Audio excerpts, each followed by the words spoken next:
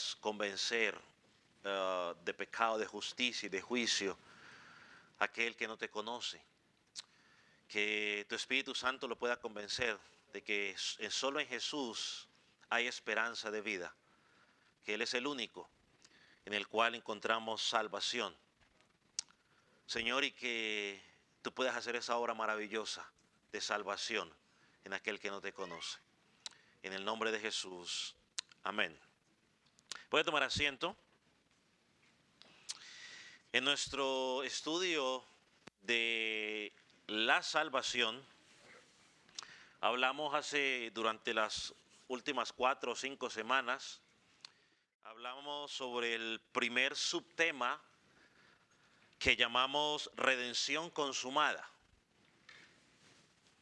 Hoy vamos a hablar de un segundo subtema dentro de la salvación que se llama la redención aplicada. Cuando nosotros pensamos en la salvación hay dos cosas que vienen a nuestra mente y creo que la voy a poner al frente para que usted la pueda mirar. Dos cosas que vienen a nuestra mente. En primer lugar, que la salvación nos muestra la necesidad del hombre. El hombre tiene una necesidad, el hombre está muerto en delitos y pecados, está condenado y necesita ser liberado de esa condenación. Y en segundo lugar, vemos que la salvación nos muestra la abundancia de la bondad, de la sabiduría, la gracia y el amor de Dios. Una vez más, la salvación nos muestra la bondad de Dios, la sabiduría, la gracia y el amor de Dios. Entonces, cuando nosotros pensamos en la redención, no debemos pensar únicamente en algo invisible, sino en una serie de acciones que están claramente marcadas en la Escritura. Cada una de esas acciones tiene un significado, tiene una función y tiene un propósito. Cada una de ellas. Recordemos que nuestro Dios no es un Dios de confusión, sino que es un Dios de ¿qué? De orden. Así que cuando pensamos nosotros en la redención que Dios ha hecho, tenemos que pensar de que hay un orden. Aquí está. Que hay un orden.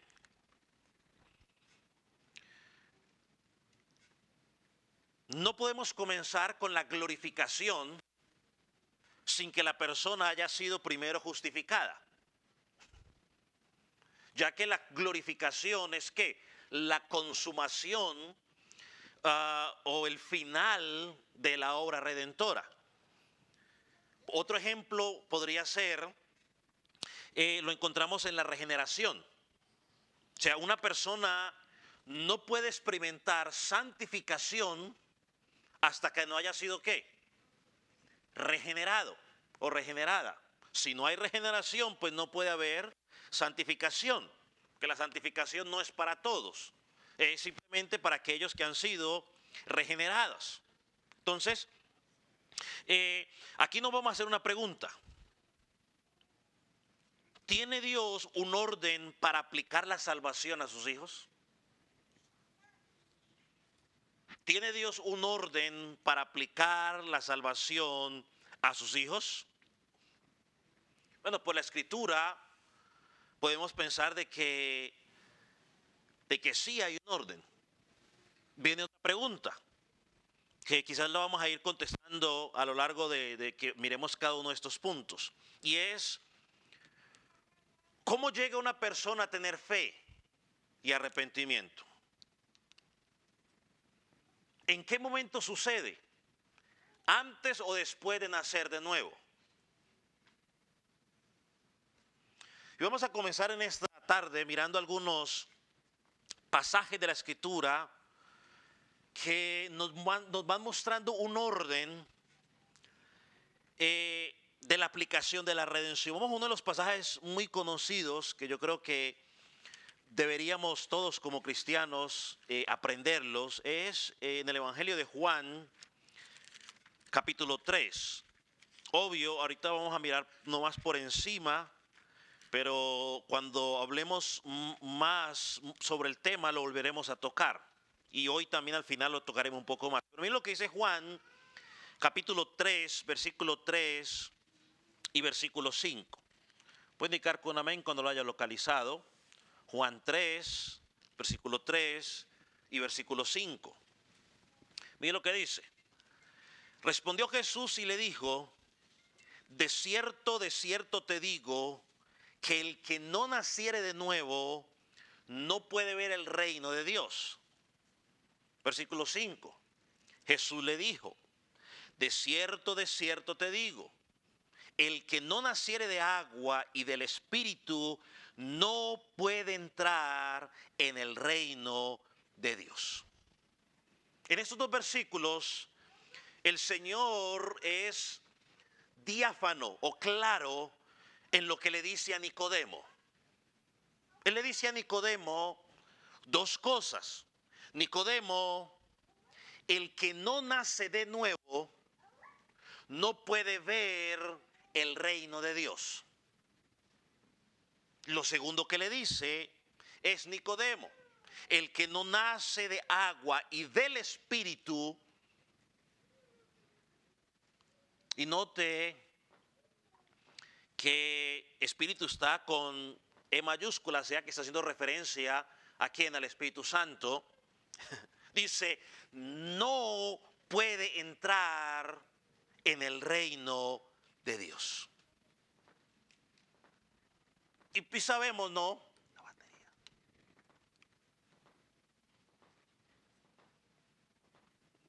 No, esto, no, yo creo que es mi batería que ya va a empezar a fallar. No es. ¿Cuál?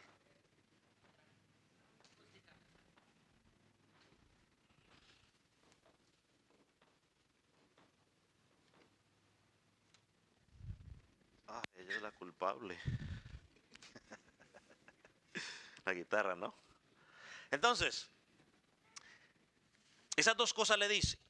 Entonces es evidente en este pasaje, miramos, que ver el reino y entrar en el reino pertenecen a la ¿qué? A la redención, son parte de la redención.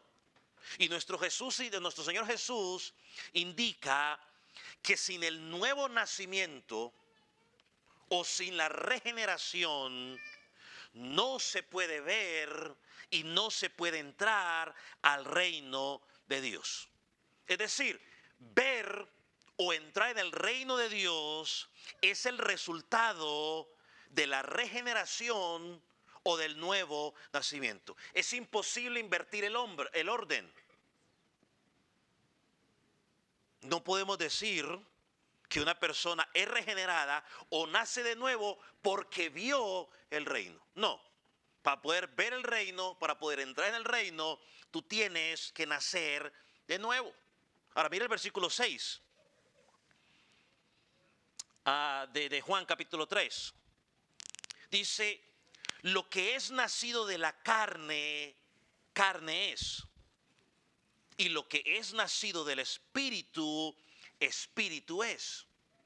Ahora déjeme leerlo en dos traducciones más. La lenguaje actual y la nueva traducción viviente. Nueva traducción viviente primero. Dice, el ser humano solo puede reproducir la vida humana, pero la vida espiritual nace del Espíritu Santo. Es decir, que el nuevo nacimiento no es el producto del esfuerzo humano. Por eso a la gente no se le puede obligar. Porque es que no es producto del esfuerzo humano. Ahora mire cómo lo traduce la traducción lenguaje actual. Todos nacen de padres humanos, pero los hijos de Dios solo nacen del Espíritu. Otro pasaje que podemos mirar, que quizás es estrechamente relacionado con Juan 3, es primera de Juan 3:9. Vaya rápidamente, primera de Juan. Capítulo 3, versículo 9.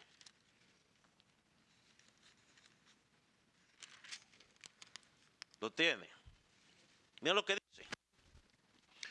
Todo aquel que es nacido de Dios no practica el pecado. ¿Por qué? Dice, porque la simiente de Dios permanece en él y no puede pecar porque es nacido de Dios. Juan, en este pasaje, cuando estudiamos este pasaje, estamos hablando de que si usted quiere examinar su vida para ver si realmente es un cristiano, debe estudiar primera de Juan, porque ahí nos dan las marcas o las evidencias de un hijo de Dios. Y Juan aquí está tratando el tema de la liberación del poder reinante del pecado. Y esta liberación forma parte ¿de qué? De la redención. ¿Qué es lo que nos dice el texto? Al menos dos cosas, rápidamente. En primer lugar, y creo que va a estar al frente para que usted lo pueda leer y escribir si quiere, que la razón por la cual una persona es liberada del poder del pecado es porque ha nacido de Dios. Cuando usted es nacido de Dios, engendrado por Dios, usted es libertado del poder reinante del pecado. Eso ya lo estudiamos cuando hablamos de la propiciación y todo lo demás.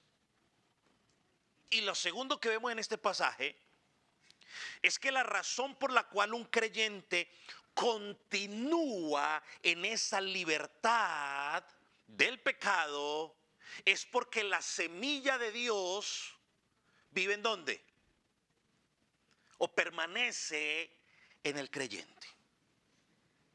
Aquí tenemos el orden claro.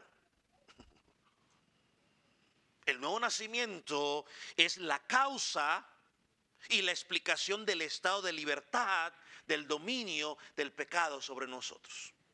Si nacemos de nuevo, hemos sido liberados del pecado, ya no nos controla. A veces la gente dice, oh, cuando yo cambie, voy a Cristo. Eso es invertir el orden. Porque no va a cambiar, a menos de que Dios intervenga. Entonces tenemos nuevamente el orden ahí. Otro pasaje que podemos mirar es Juan 1:12. Aún podríamos mirar el versículo 13, pero quizás lo dejamos para más adelante, el versículo 13. Pero el 1:12 también es muy conocido, este pasaje. Y en este versículo podemos centrar nuestra atención en dos temas con los que trata el versículo.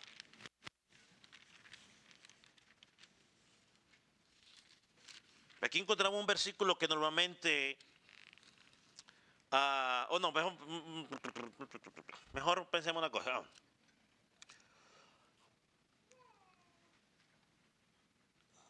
Vamos a leer el texto.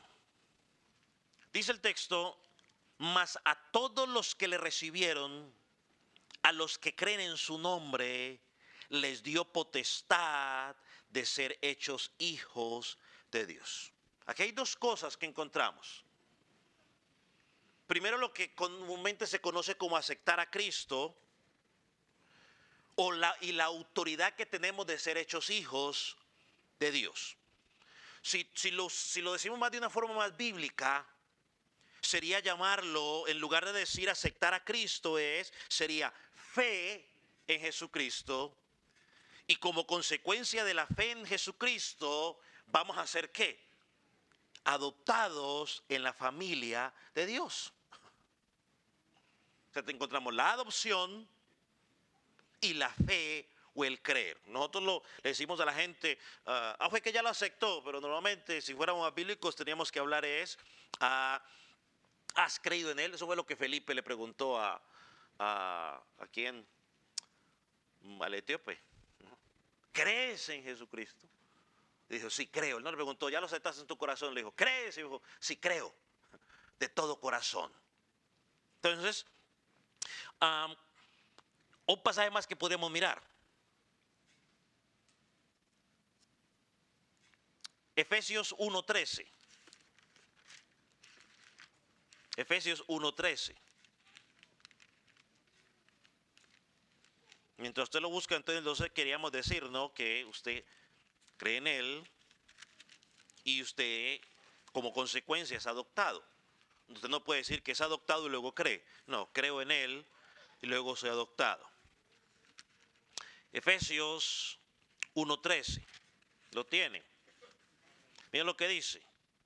En Él también vosotros, habiendo oído la palabra de Dios, de verdad, el evangelio de nuestra salvación, y habiendo creído en Él, fuiste sellados con el Espíritu Santo de la promesa. Entonces, la marca del sello del Espíritu Santo es lo que sigue después de que usted oyó el mensaje de verdad y creyó el mensaje de verdad. Así que oír y creer son antes en orden de la marca. Recibir esa marca. Por ejemplo, el pasaje que más nos trae luz es el pasaje que leímos al principio. Podríamos mirar otros textos más, pero volvemos al pasaje del principio, Romanos 8, versículo 30. Creo que este pasaje nos da bastante luz en lo que estamos diciendo, porque de hecho nos presenta un pasaje. Vamos a leerlo nuevamente, lo tiene, Romanos 8, versículo 30. Dice, y a los que predestinó, a estos también llamó, y a los que llamó, a estos también glorificó, y a los que también justificó, y a los que justificó, a estos también glorificó. Ya ahí me estaba queriendo saltar el orden. Ahora, este pasaje nos presenta tres eventos generales de la redención. Yo al último le puse 4, pero pues porque por algo que voy a decir lo puse los 4, pero puede enfocarse primeramente en los 3 eventos generales. ¿Cuáles son? Si usted los puede resaltar ahí. Llamó, justificó y glorificó. O sea, claramente el apóstol está poniendo el orden. O nos podríamos hacer la siguiente pregunta. Pablo lo puso de esta manera porque ese es el orden o porque simplemente le pareció más fácil ponerlo así. O pudo Pablo haber adoptado otro orden. Si usted quiere me puede poner la fotico, porque yo se la pongo allá en fotico, para que usted más o menos lo vea así más bonito. Pero Pablo, por lo menos en ese pasaje, nos presenta una cadena de eventos inquebrantados, esa cuestión, inquebrantables. Lo bueno fue que el de inglés me entendió y lo dijo. Inquebrantables, que comienzan con la presciencia de Dios o el conocimiento de Dios todopoderoso y terminan en la glorificación. Yo ya le puse aquí elección, pero podemos ponerle ahí a presciencia de Dios, presciencia de Dios.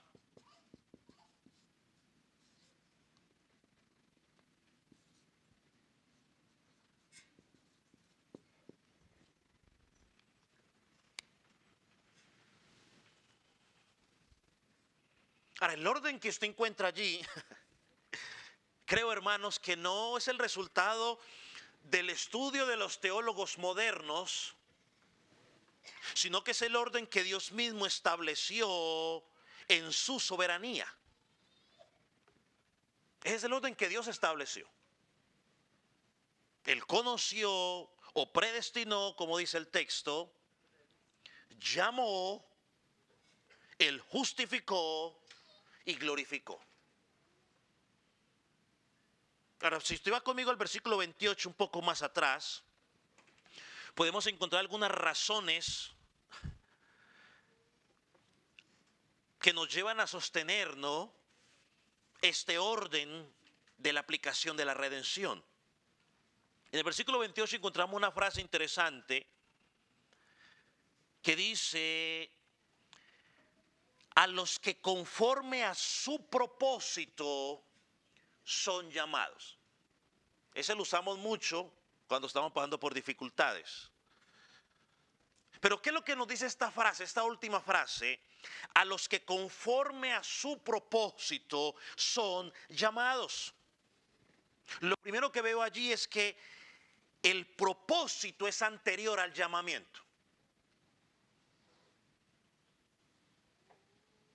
Él tenía un propósito y en su propósito llamó. Segundo que vemos en esa frase, que el propósito es el que le da la pauta para que llame, para que el llamamiento sea ejecutado. O sea, es el propósito el que da o que muestra el camino para que el llamamiento sea ejecutado. Y lo tercero que encuentro en esa frase es que el propósito se desarrolla en el versículo 29. Va conmigo al versículo 29. Porque a los que antes conoció, ¿no?, la presencia de Dios, a los que antes conoció, también los predestinó para que fueran hechos conforme a la imagen de su Hijo.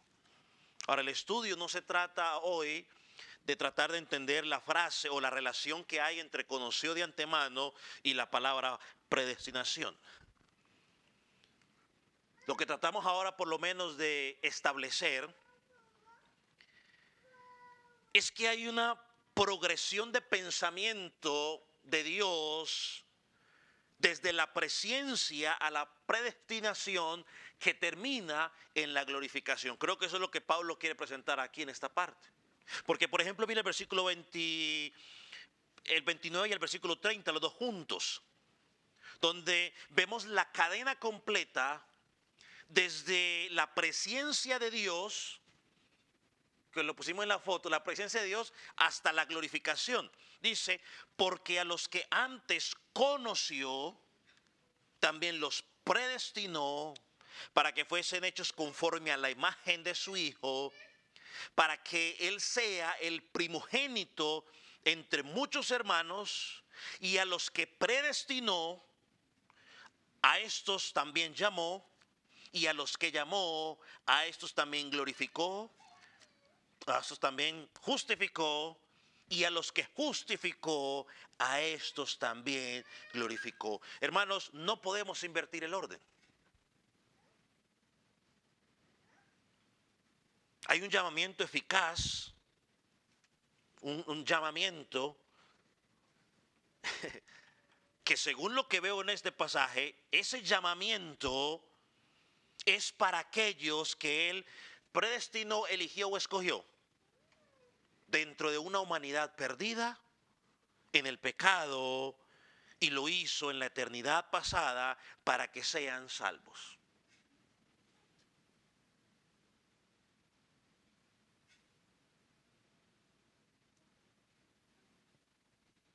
Y una de las cosas que podemos dejar bien clara es que el preconocimiento o la predestinación de Dios pasaron en la eternidad y son antes que el llamamiento, que la justificación y que la glorificación. Aquí nos podríamos hacer una pregunta. ¿Qué es primero? ¿El llamamiento o o la justificación por fe. Ya vamos a empezarle metiendo unas palabritas extras.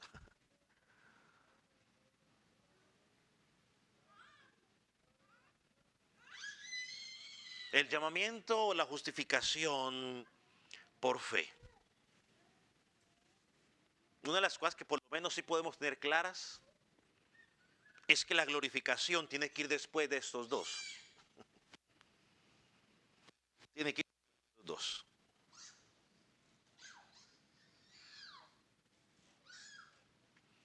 Aquí nos introducimos cuando pensamos en la justificación o el que justificó. Es mirar la relación que hay entre la justificación y la fe. Y la fe. No lo pongo aquí. Y la fe. ¿Cuál es la relación? A ver, relación, póngame aquí.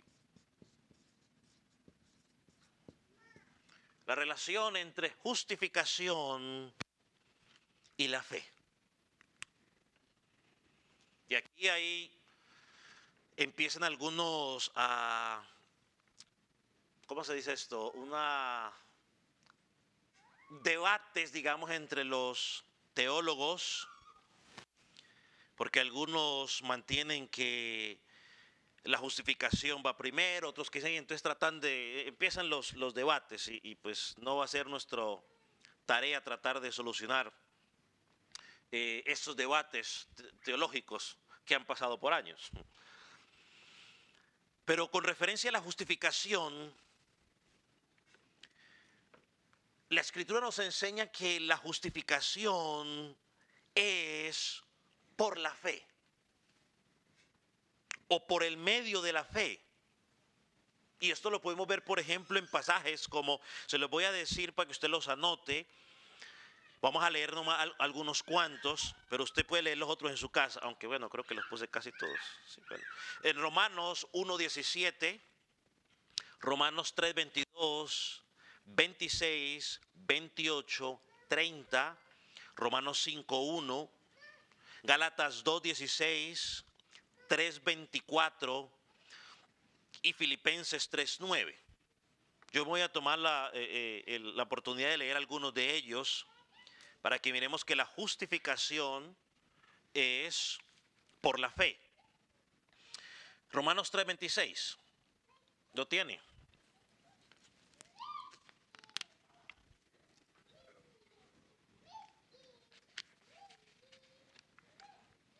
Dice Romanos, con la mirada de manifestar en este tiempo su justicia, a fin que Él sea el justo y el que justifica al que es de la fe de Jesús. Versículo 28, ahí en el Antiguo, capítulo 3. Concluimos pues que el hombre es justificado por la fe sin las obras de la ley. Versículo 30. Porque Dios es uno y Él justificará por la fe a los de la circuncisión y por medio de la fe a los de la incircuncisión. Uno de los pasajes que, bueno, no lo mencionamos la semana pasada, pero creo que es un pasaje claro donde nos va a decir que la salvación no va a depender de tu raza. Porque aquí dice que van a ser por fe a los de la circuncisión y justificará por fe a los de la ¿qué? Incircuncisión, o sea, judíos y gentiles. Solamente es por fe, no es por tus obras, no es por tu línea genealógica, sino por fe en Jesús. Romanos 5:1 también lo dice. Justificados pues por la fe, tenemos paz para con Dios por medio de nuestro Señor Jesucristo. No son por tus buenas obras ni por tus buenas intenciones, es por medio del Señor Jesucristo. Gálatas 2:16.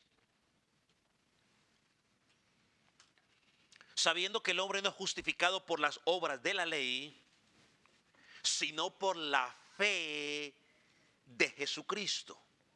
Nosotros también hemos creído en Jesucristo para ser justificados por la fe de Cristo, no por las obras de la ley, por cuanto por las obras de la ley también, por la obra de la ley, nadie será justificado. Nadie.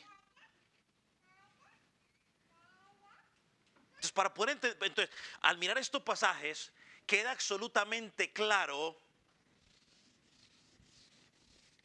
que no podemos llegar a la justificación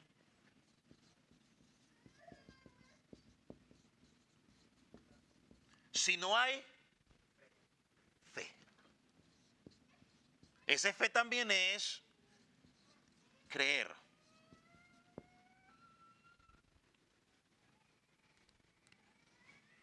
Usted no puede decir, bueno, voy a ser justificado y luego creo. No, no se puede invertir ese orden. Dios justifica a los impíos porque ellos han creído en Jesús. O sea que la fe es una condición previa para la justificación. Y aclaremos, ¿no? La fe simplemente es el instrumento que Dios usa por el cual Él va a otorgar su gracia, ¿no? Y eso lo dice Efesios también, ¿no? Por gracia sois salvos por medio de la fe, ¿no? Es como, ¿cómo lo podemos? Bueno, es como es la manguera por donde viaja el agua.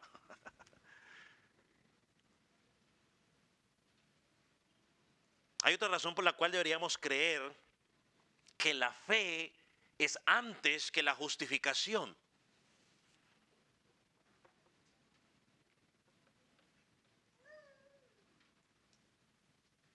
La fe es la respuesta de nuestro corazón, nuestra mente y nuestra voluntad al llamamiento divino.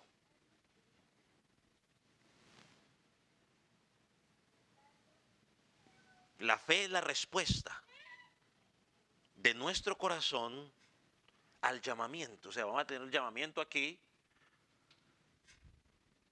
y luego en el medio encontramos lo que es la fe. Entonces ahora encontramos que tenemos llamamiento, tenemos fe, lo podemos ir incorporando aquí, fe, y después de la fe encontramos justificación y glorificación. Un bosquejo temporal, pongámoslo así.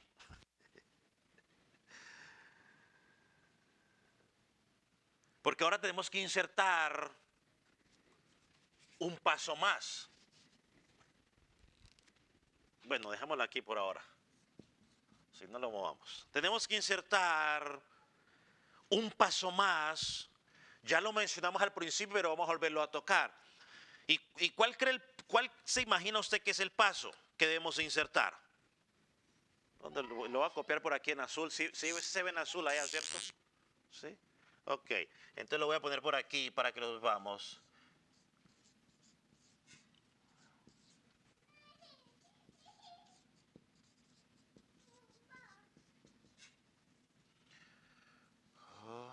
Regeneración.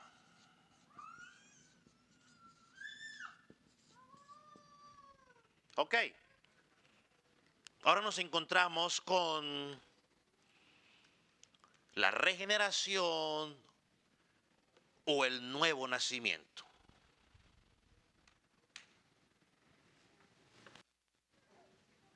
Hay mucha controversia también, o quizás es el que más controversia da. Y obviamente la dejaremos para los libros de teología, porque entonces aquí empieza la pregunta del millón. ¿Quién va primero? ¿La fe o el nuevo nacimiento?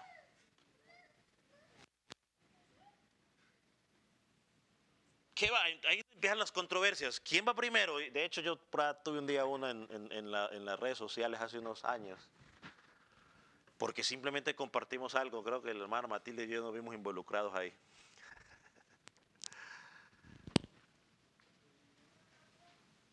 ¿Qué va primero? Ahora, vamos a ver qué dice la Escritura. Vamos a pensar primero en algo. La Biblia en Efesios capítulo 2 nos dice que por causa de nuestros pecados, yo creo que quizás esa sería la mejor forma, en vez de decir sí o no, o cuál va primero, vamos a mirar algunos conceptos claros. Efesios capítulo 2 nos dice, y se lo voy a leer de la versión de la Nueva Traducción Viviente, nos dice cuál es nuestra condición. ¿Cuál es nuestra condición antes de Cristo?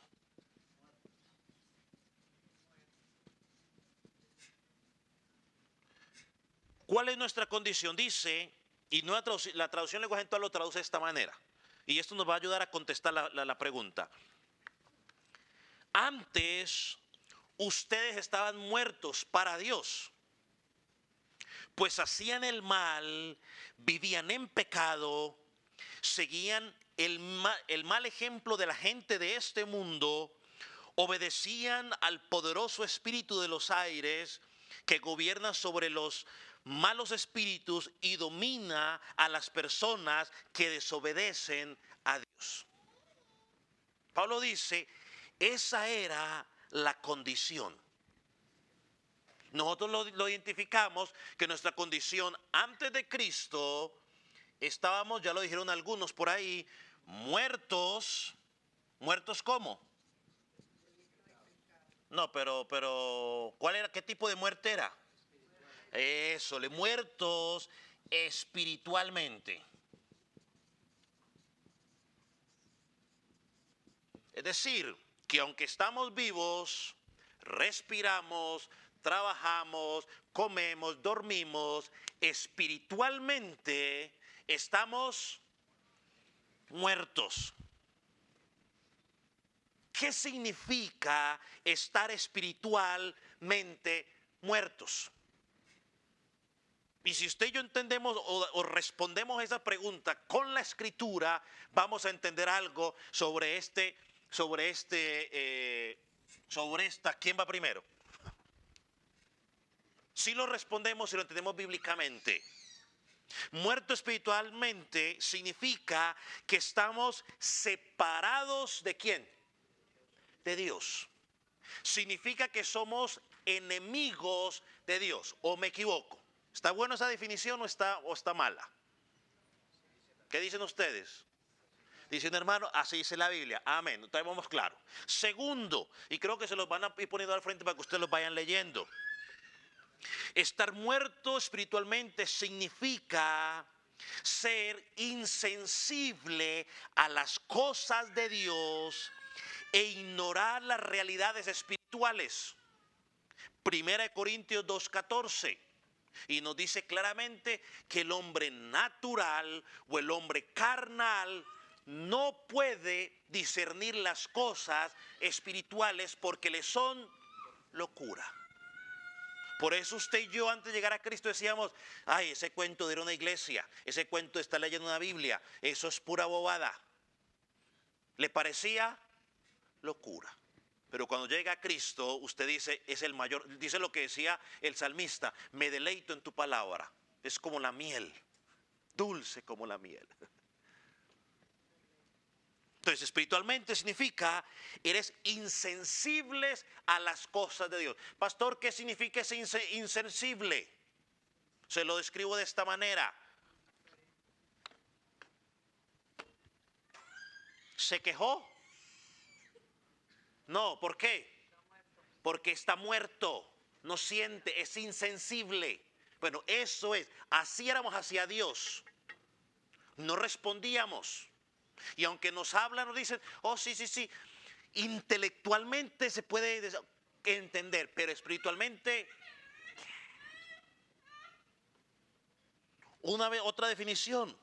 Una persona espiritualmente muerta no ama a Dios y no puede agradar a Dios. Romanos 8:8 lo dice claramente. Alguien no ama a Dios. Ama lo que Dios le puede dar, que son dos cosas diferentes. Amo lo que Dios me puede dar, o convierto a Dios en el medio por el cual yo quiero obtener mis cosas, pero no amo a Dios. ¿Cómo describe Dios en su palabra a alguien que lo ama?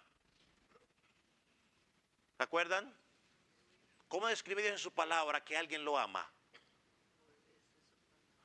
Por ahí vamos. Si me amáis, guardad mis mandamientos. Dios define el amor así, no darle besitos, ni abracitos, ni na. Dios dice, yo voy a ver si me amas, si tú me obedeces. ¿A quién?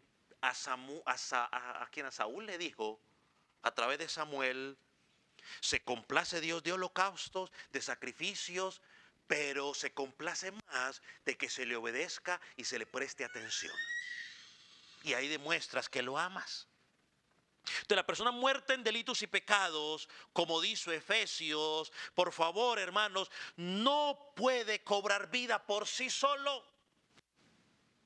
No puede. Es que no puede. El muerto no puede cobrar vida por sí solo. El muerto no se puede cargar él mismo. Alguien tiene que ¿qué? Cargarlo. No puede vestirse él solo. Cuando usted los ve en el ataúd, bien bonitos vestidos, no fue que él se vistió y dijo no. Alguien lo tuvo que vestir para presentarlo ahí con su último deseo, llamémoslo así. Alguien lo tuvo que hacer, él no puede.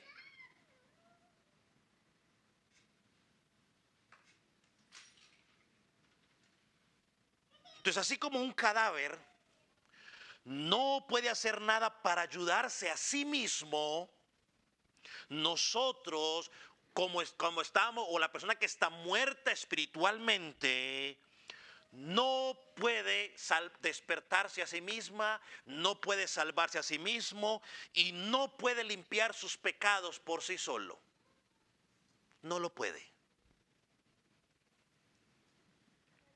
Ni siquiera puede producir o desarrollar ese deseo en su interior de obedecer a Dios. ¿Por qué? Porque está muerto. Y entonces, ¿qué dice la Escritura? Que los muertos necesitan que alguien les dé vida. Jesús en Juan 1:4 dice, en él está la vida, y la vida era la luz de los hombres. Esta es la condición de todo ser humano por causa del pecado. Amigo, si tú estás sin Cristo, tú estás muerto ahora en este momento espiritualmente. Es decir, no sientes ningún deseo de Dios, ni de buscar las cosas de Dios, ni aceptar las cosas de Dios. Necesitas vida. Y ahorita espero yo poderme explicar bien en esto. ¿Qué es la fe? Dijimos hace un rato que la fe va a ser un acto de que nuestra mente, de nuestra voluntad. Es un acto de confianza. El problema es que si la Escritura me dice que yo estoy muerto en delitos y pecados, esa fe en Dios no la puedo aplicar. Puedo tener fe en que el cocinero cocinó bien la comida, en que el piloto sabe manejar el avión o sabe pilotear el avión. Puedo tener fe en eso, pero fe en lo espiritual no la puedo tener a menos que sea renovado o revivido por el Espíritu Santo. Esto fue lo que Jesucristo dijo allá en Juan capítulo 6, versículo 44 y versículo 65, lo voy a resumir. Jesús dijo, nadie puede acudir a Él si no es traído por el Padre.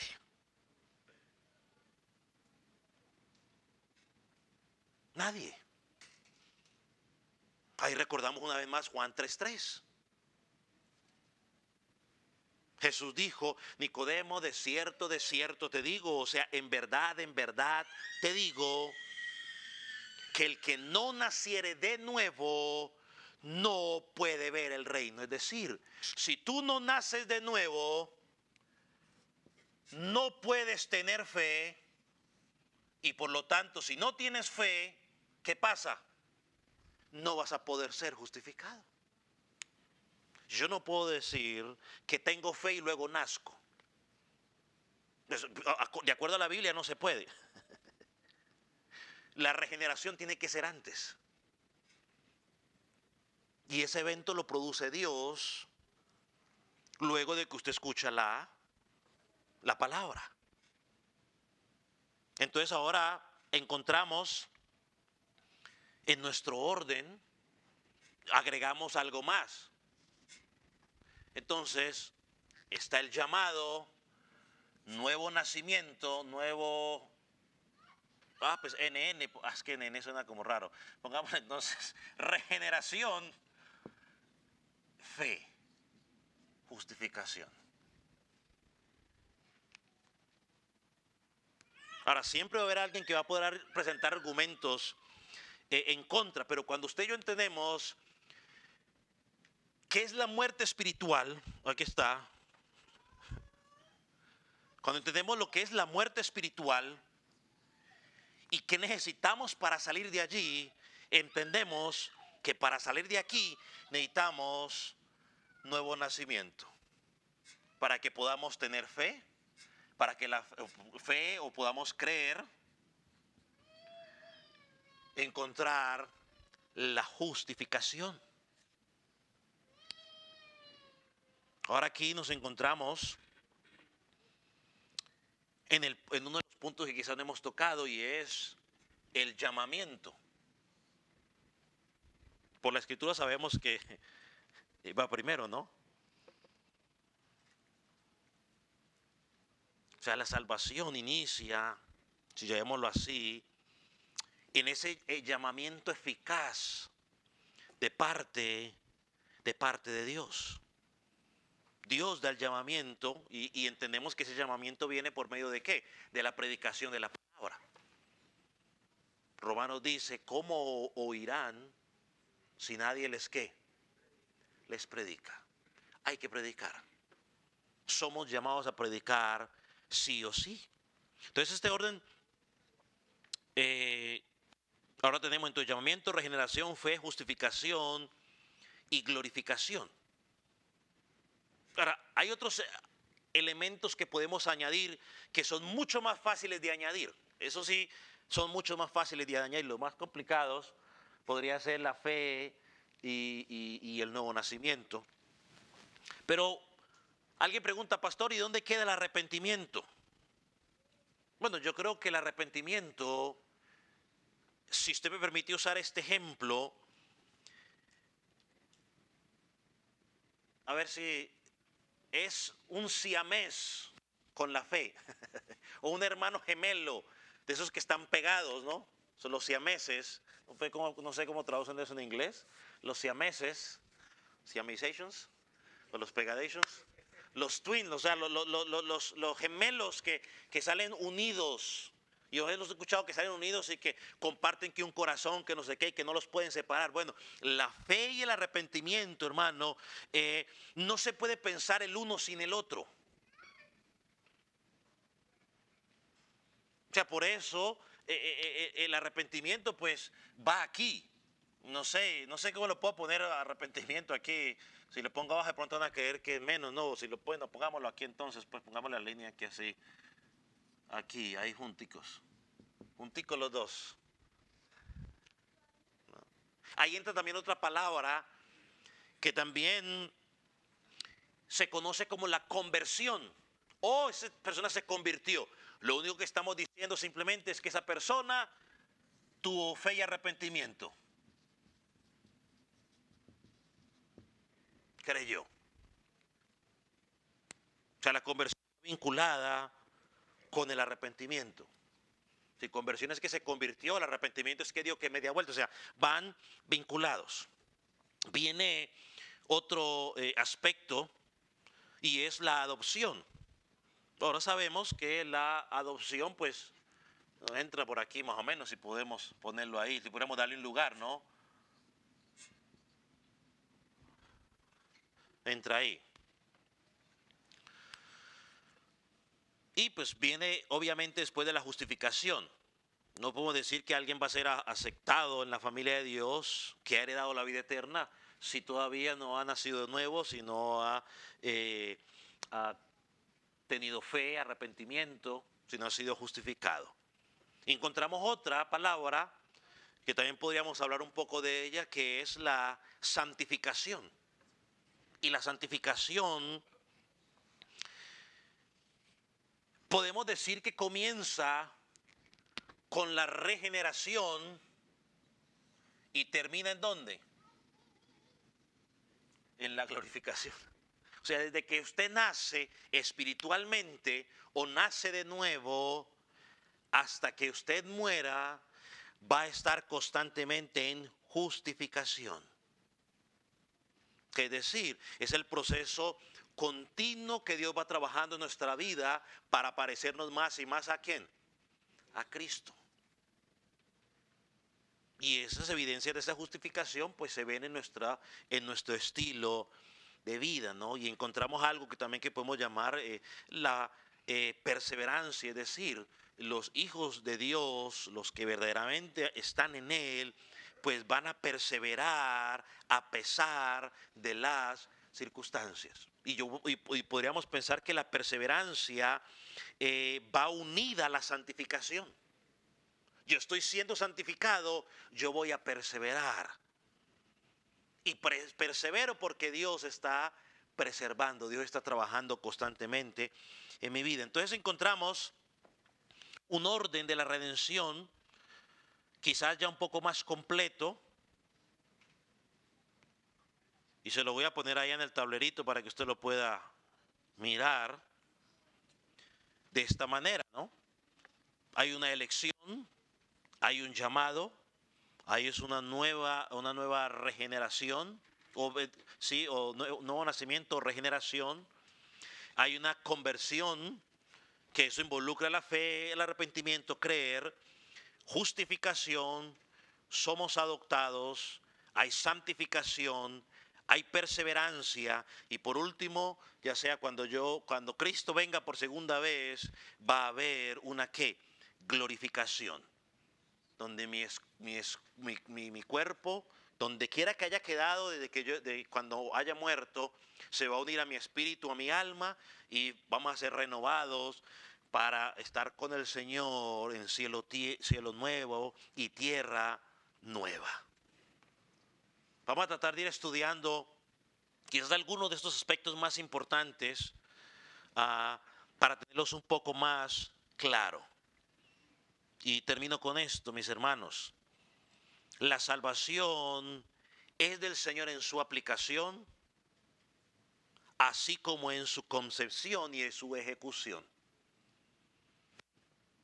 Es del Señor, así como Él la creó, Él la ejecutó, también en la aplicación, la salvación es del Señor, como dice Jonás. La salvación es de Jehová. Vamos a orar.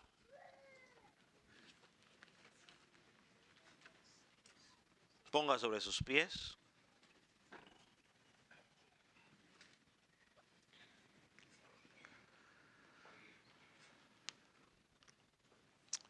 Amado Señor, te damos gracias una vez más por la oportunidad de estudiar tu palabra. Señor, y tratar de profundizar en algunas áreas en cuanto a la salvación, en cuanto a la obra de redención que tú has hecho a favor nuestro. Gracias, Señor, porque cada día nos convencemos más de nuestra incapacidad y de nuestra necesidad de ti. Señor, de la misma manera como necesitamos el aire para respirar, Señor, te necesitamos a ti más y más cada día.